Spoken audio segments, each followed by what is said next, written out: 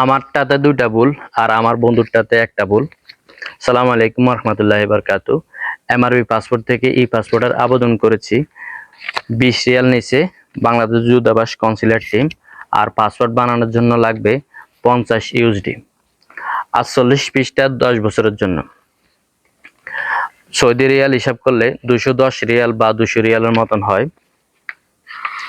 আমারটাতে যে দুইটা ভুল, আমার আগের পাসপোর্টে আমার মায়ের নাম হয়েছে বেগম। বর্তমানে আমার এনআইডি এবং জন্ম নিবন্ধনে দুটোটাতেই আছে আক্তার।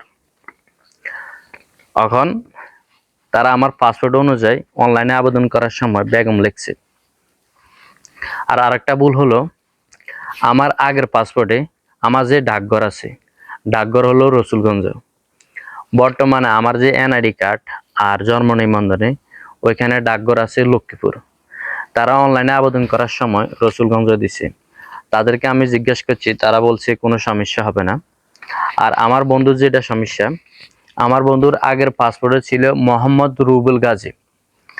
বর্তমানে তার এনআইডিতে আছে এমডি রুবেল গাজী।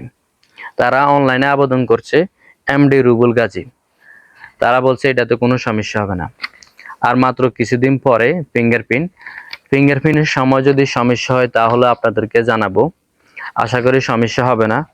সমস্যা হলেও জানাবো, সমস্যা না হলেও জানাবো। ফলো সাবস্ক্রাইব করে রাখুন পরবর্তী ভিডিও দেখার জন্য। সবাই ভালো থাকবেন, আমার জন্য দোয়া করবেন। সবাই ভিডিওটি শেয়ার করে দিবেন।